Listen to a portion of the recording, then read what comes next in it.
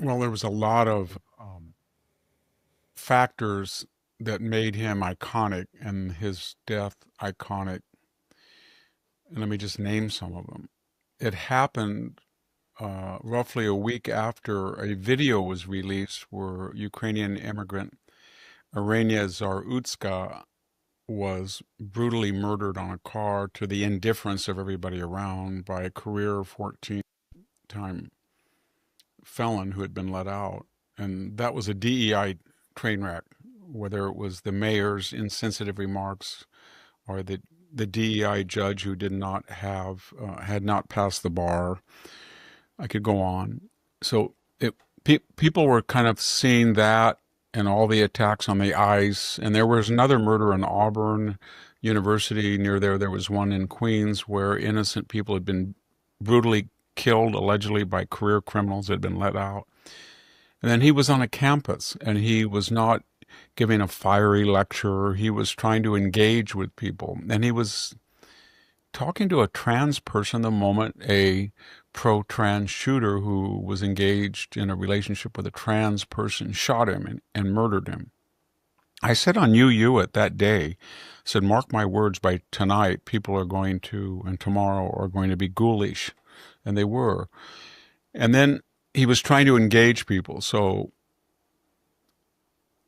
at that point, people realized that was there anybody under 40 in either party, either persuasion, liberal or conservative, that had that much influence? They just took it for granted that he was the person, and he was.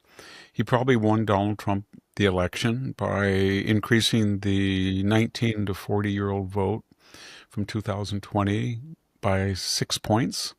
But in the swing states, he almost won. I mean, 49 young people in Michigan. He won Michigan, Wisconsin, Pennsylvania because of his voting registration. So he was a very, very important, and he flew all over the world. He was in Tokyo before he died. He was at the Oxford Debating Society not long ago. He was fearless. So they took out somebody in a political assassination. And then they compounded it, they being the forces of the left. And then they compounded it with all of these two things they did afterwards. They spoke ill of the dead, which was a civilizational taboo, and they made fun of it. And we had that African-American young student at Texas Tech where she started doing a song about killing him, and then another African-American young guy bent over like he was making fun of the way he had been shot. Then we had a lot of trans people going on, and then we had major actors, military officer, everybody started to weigh in that he was an evil person and it was good that he died. And so at that point, I think a lot of people said, half the country said, I'm done with these people. I'm done with elite education. I'm done with Hollywood. I'm done with the left. I'm not going to put up with it anymore. They always weaponize everything. They run the institution. I'm done with them. And they started to make their voices heard. And then independents who had really never dealt with their quasi-allies on the left started to look at the left. They said, oh my God, these people are soulless, heartless people. Whatever you think of him, they're rejoicing in his death. And then the narrative started. There's a lot of them. So somewhere in La La Land of the left, there's a command central bunker.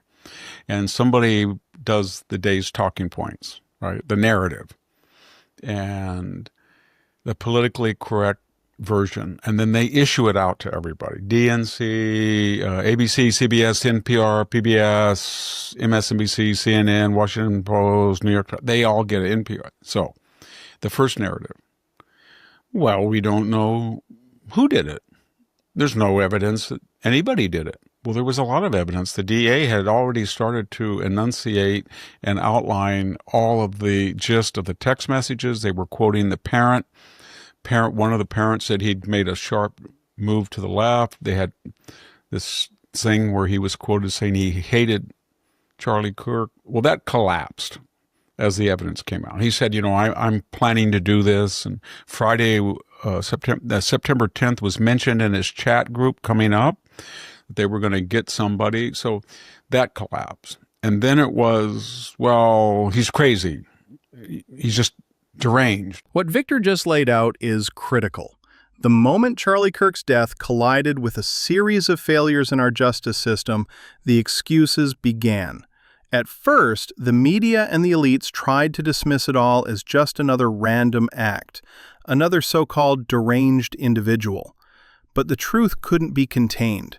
Evidence started to surface. Text messages, engravings, even the shooter's own words, showing that this was no accident and no moment of madness. What came next made it absolutely clear. This was deliberate, this was ideological, and it carried the fingerprints of a culture that has been allowed to rot from within. He wrote on the casings trans messages and anti-fascist, I mean by that Antifa messages, and then cruel messages. So he was premeditated. And the roommate, for all of his puritanical, well, I'm in shock, and he's cooperating. Well, he wasn't quite, because from the moment the shot was fired, very soon afterwards, he learned it. And in that textual correspondence, it was clear that he saw or knew that Tyler Robinson was engraving bullets, and he didn't come forward. We're going to find out a lot that the noble trans partner was not so noble. But in any case, that second narrative that he was crazy collapsed. Then there was the third one. The gun did it. It's the gun. It just walked onto campus and shot him. We have to outlaw all guns. That was the AOC squad, but Jasmine Crockett. Every time she opines, she reveals a new element of her ignorance. I had no idea how ignorant she is. First thing she said was it was an assault weapon. No, you know what an assault weapon is? It's an automatic firing rifle where you put your finger on the trigger and you don't let up. And it fires at a rate of anywhere from 200 to 500 bullets, a minute, depending on the type of gun and how big the magazine is. But semi-automatic, you have to let up. This was a hunting rifle. Right up in my upstairs, I have one. It's a Springfield, but it's basically a 30-06 bolt action, but without the scope. So then she said, it was a 150-yard shot. It was only MAGA people could do that because they're good. Jasmine, anybody can take the 30-06 as I have, and with a peep sight, no scope. He had a scope. Go lay down in a prone position, shooting downhill, and you can shoot pretty easily a bottle at 150 yards. It's not hard to do. It doesn't fall that much. It's not affected by the wind. So that was crazy. And then you ask herself, Jasmine, what percent of murders are committed by rifles? It's about 3%. If you're really worried about gun violence, you would go to the inner city and you would insist that they enforce existing gun laws. And then they would have stop and frisk. And when they find a young person who has been a career felon and he has a 38 on his person that's not registered, you'd put him in jail for 5 years. But of course, you would say that was racist. There are 500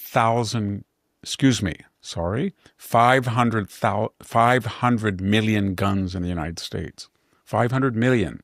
How does AOC and Jasmine Crockett think they can get around the Second Amendment and round up 500 million guns?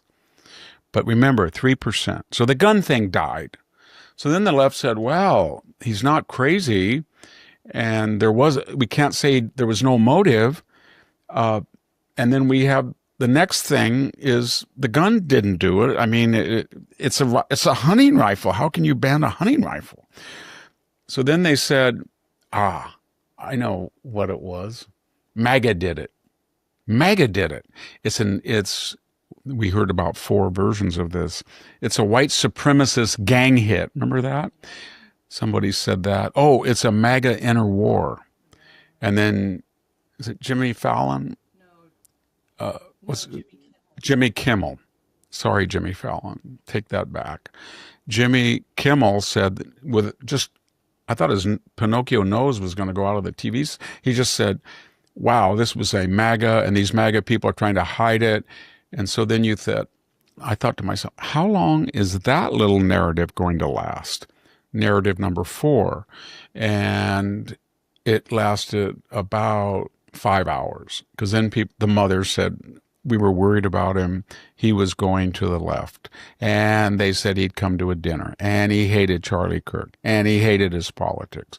And then he was on a kind of trans furry, I guess that's the word, chat list where they all hate everybody that's a normie. And then we looked at the messaging on the casing. And it was clear that this was a left-wing person, just like Luigi Mangione and just like James Hodgkinson, who tried to kill Steve Scalise. And he acted because, A, he hated right-wing conservative politics.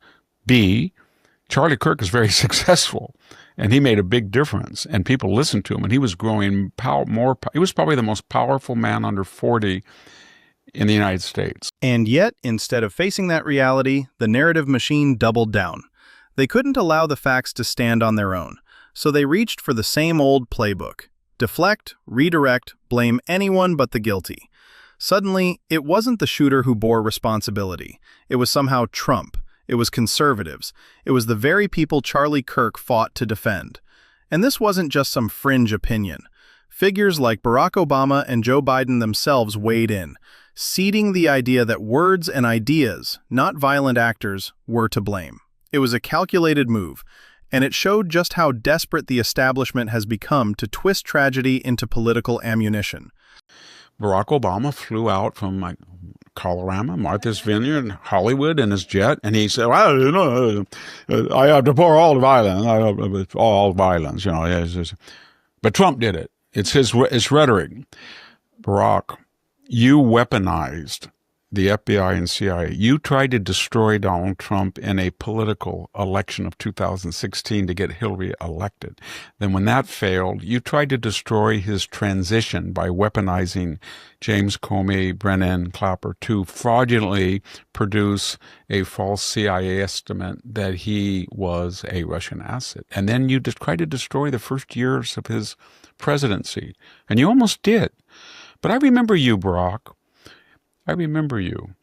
When you were campaigning, was it Philadelphia that he went in and he said, get in their face. Got to get in their face.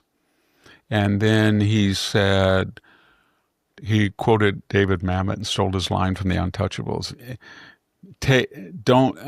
They have a gun. Don't take a knife to a gun. Take a gun to a knife fight. Meaning, what would that mean, Barack? You use a gun to shoot somebody? And then he called we never really had that much racial polarization in this country until he came. And then he said his grandmother, who had raised him and had funded his education, I think his destitute father, I shouldn't say that. He wasn't very destitute. He got a lot of grants and money, but this disgraceful father of his, I think he finally killed himself in an alcoholic car wreck. But he kind of dreamed about him, dreams from my father. But then he said his grandmother was a typical white person. Then he said the police always pull over black. Remember the beer summit? So then the Trump didn't work. It didn't work also because Joe Biden, remember everybody, had called Trump supporters semi-fascist, chumps, the dregs, and his favorite word, garbage. And then Joe Biden had said, I like to take Trump behind the gym and when I was younger and beat him up, beat the hell. He said that twice, by the way. And then 3, Joe Biden said, it's time we put a bullseye on Donald Trump, bullseye. And then he said, we're going to lock him up. So Barack, I think let's attack somebody, try to jail him, ruin him, get him off the ballot, put him under 93 indictments coordinated by the DOJ, local, state, and federal, threaten his person, threaten to beat him up. You yourself talking about getting in people's faces. Just stop it. And Joe Biden was this. And so then we're down to narrative number 6. So, Victor, you were continuing on your narratives. Your last one is? Oh, we have covered, we don't know who did it. We've covered He Was Crazy. We have covered the MAGA people did it. We've covered the gun did it. We've done Trump did it. Now we're into narrative 6. Narrative 6 was an Ali McGraw, Ryan O'Neal love story. And that came from this guy named Gunman. He was an ABC reporter, and he said, I've been reading these texts, and they're so lovely. And he said, my love to his trans girlfriend. And he actually had to misquote them. He added things that were not in the text. Oh, this was that ABC correspondent, Matt Gutman. Yeah. Yes. So he made a complete fool of himself because he was saying that this creepy, horrible, satanic murder that blew apart Charlie Kirk, we had to admire him because there was an other side in his relation to his boyfriend, girlfriend, and he in a text. But Mr. Gutman, you didn't read all the text.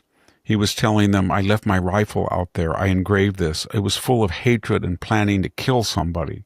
But you said, because he said my love, as if he was some kind of Andrew Marvell poet, courtly love, I don't know, Christopher Smart, English Elizabethan poet. That's a good idea, isn't it? It's Tyler Robinson, the new Elizabethan poet, writing love letters. So that was picked up by Montel Williams. That was one of the most obscene narratives. So then they went through narrative 6. And then they couldn't pin it on Trump or MAGA or craziness or guns or the love, that he was just emotional. It had nothing to do with politics. He was just so much in love. He killed Charlie Kirk for his lover. And then they kind of just went honest. They just said, and that's where we are now in narrative 7, is, yeah, I don't believe in that you should, I'm a leftist, I'm a socialist, I'm Antifa, I'm a professor, I'm a renegade military officer, I'm a doctor, I'm a teacher, I'm an internet influencer, I'm in my basement watching the internet all day and doing nothing else. I don't like killing people. I don't like Rejoice. However, I hated everything he stood for. And this is the key. There's irony here. It's kind of ironic. I'm not saying anything. It's kind of ironic that he was a big Second Amendment person, and guess what? He got killed by a gun. And that was the nice sanitized version of narrative 7. The worst one was what comes around goes around. Karma's a bitch. And so that's where they are now. They're defiant. And they're saying, you know what? I don't approve of killing, but you know what? It's kind of like the Brian Thompson CEO. I don't like what Luigi Mangione did, but that guy deserved it. And that's pretty much where the left is right today. Because when they asked for a moment of prayer in Congress, they had nothing to do with it. And now they're getting defiant. Congressmen, the Black Squad, people like that are saying, I don't have to apologize. I didn't like the guy. But this strategy backfired, because in the attempt to control the story, they exposed something far worse, their own hypocrisy. The same elites who once cheered cancel culture suddenly found themselves on the chopping block. The media, once untouchable, was caught lying, fabricating quotes, and spinning narratives so reckless that even their allies began to turn away. And for ordinary people watching all of this unfold, one message became crystal clear. The institutions we were told to trust have been weaponized, and their credibility is crumbling in real time. He read off the Scalise trying to take out the Republicans. He talked about the 2 Trump shootings.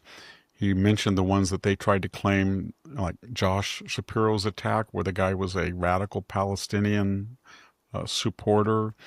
And they said, well, there's the Minnesota killings. Well, yeah, that guy was crazy, but he seemed to have some kind of relationship with Tim Walz, who put him on a committee, right? He wasn't a diehard right-winger MAGA. And then there were the people killed at the Jewish Museum in Washington that were killed by a fanatic Palestinian who yelled out, free Palestine after he riddled them with bullets. We had the attack, remember, on Rand Paul, where we had 2 of those attacks. A crazy leftist at his neighbor broke his ribs, and then he was coming out of the White House, remember, and they tried to swarm him and his wife, not to mention the 5 months of Antifa rioting. So he went through the whole thing, and we all know that's what the left does. And the left does it for two reasons. One, under their post-George Floyd, but even before that, they had pushed through the Soros revolving door prosecutor.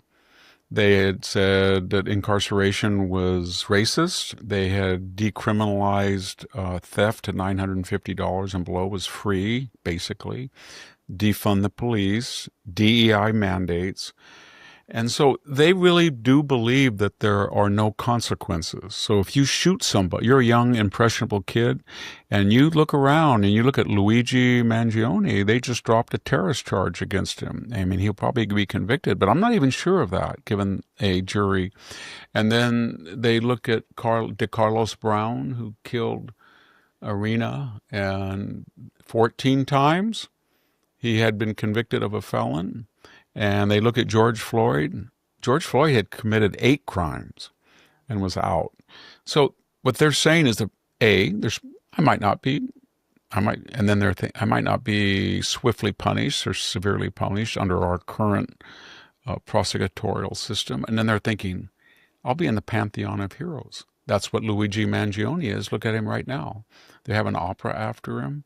They're going to have a ballot proposition they want to name after him. Remember Mr. Sarnoff? He got his picture on Rolling Stone magazine. They said how handsome he was. Remember Taylor Lorenz, that disgraced Washington Post reporter, did a thing with Mangione where she said he was so charismatic and good looking. I think somebody on the internet or one of the cable said, I don't think that Robinson will quite be as effective as a popular icon. He's not quite good looking as Mangione, but they look at these people on the left that take violence, and sure enough, there's already people congratulating him. So he thought that. He thought, you know what? I'm going to live to old age. I'm going to be really famous. I'm going to take out the evil transphobe Charlie Kirk, and then I either will get away with it because I'm so smart and I know every little wrinkle of video games, and I'm going to put the gun down my leg or hide it, and then I'm going to have my escape, and all you my trans chat thing, people will protect me, and I'll get away with it. That's what he thought. And that's why he did it. He did it because he wanted to be a famous leftist icon, and he thought he would not pay the price for killing Charlie Kirk. And he thought people would cheer him on. Of those 3 premises, 2 are absurd. He will be punished, and I'm not sure that people publicly will make him an icon, but he's right about the third, that there'll be a lot of people who sympathize and already have. The other area is irony, and that is during the Me Too, they canceled everybody. Mark Halpern, they canceled. Remember they said he was sexual. They canceled, every actor, every main person who said anything. They went after, remember Roseanne Barr? Obama called up, I think he called up the network and said, get her out of here. So they did that all the time. And at the time, I thought, well, you work for them. If they want to be left-wing and have a left-wing brand, then go start your right-wing thing. I think I had been counseled at Stanford. I was brought before the faculty senate, and they said, you were on Tucker Carlson's show after January 6th, and he is an election denialist, and you didn't deny him.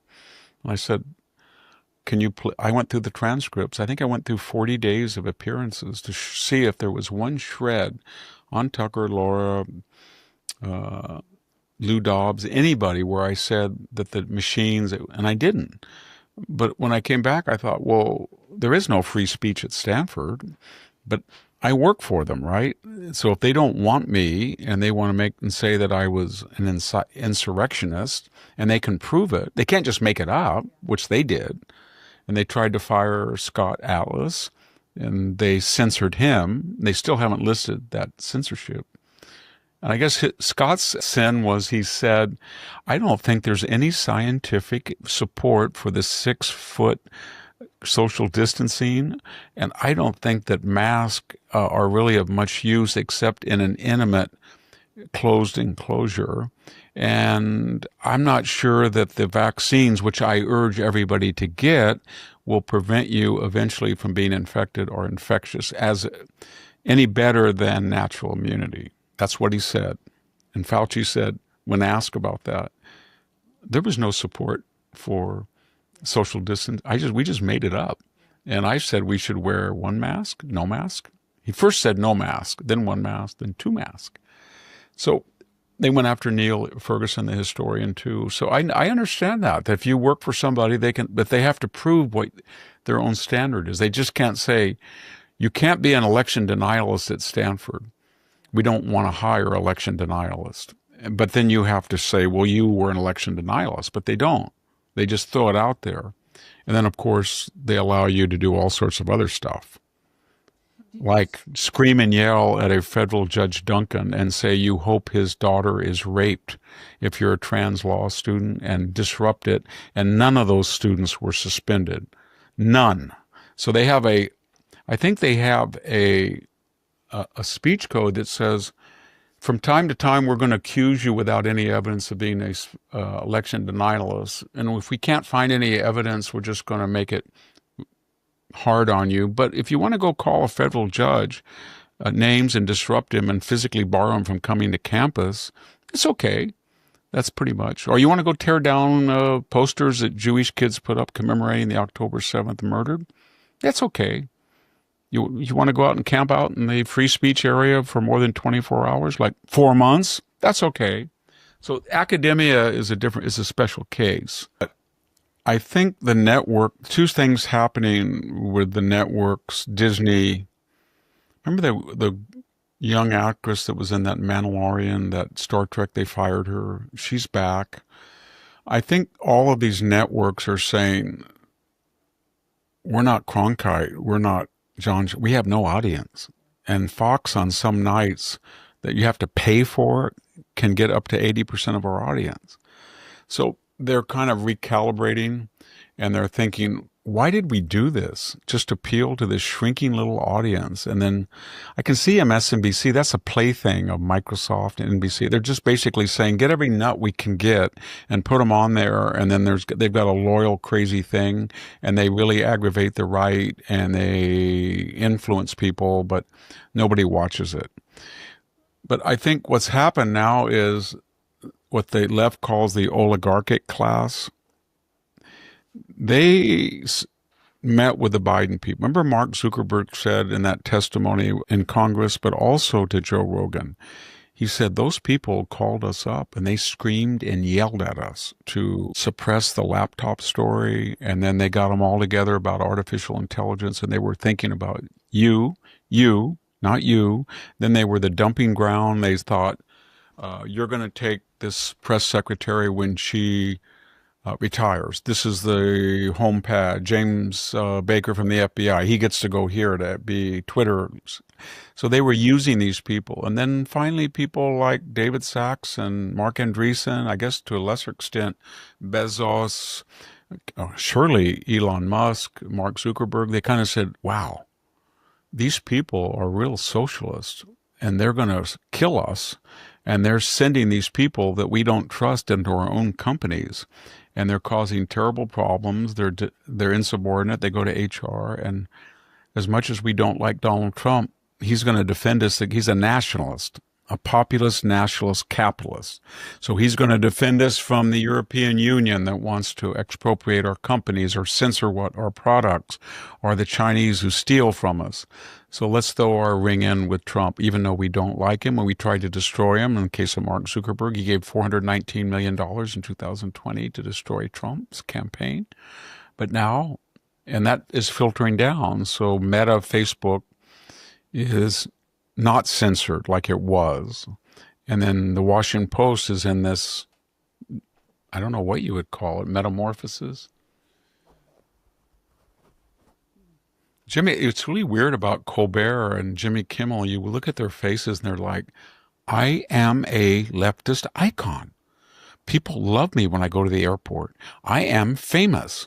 And then a little reality bite says, yes, among a small slice of America. Most people don't know who you are, but more importantly, you lose us $40 million a year. We don't go to your house and take $40 million from you. And I don't know how much Kimmel, but more than Colbert, because Colbert had higher rating. So they're trying to say, we're just not going to pay to have you insult everybody and turn off 90% of America. So I think you're going to get a lot of firings. If you value honest analysis and real conversations, make sure to subscribe. Hit the like button and share your thoughts in the comments. What did we miss and what should we tackle next? Your voice makes this community stronger. Let's keep pushing for the truth together.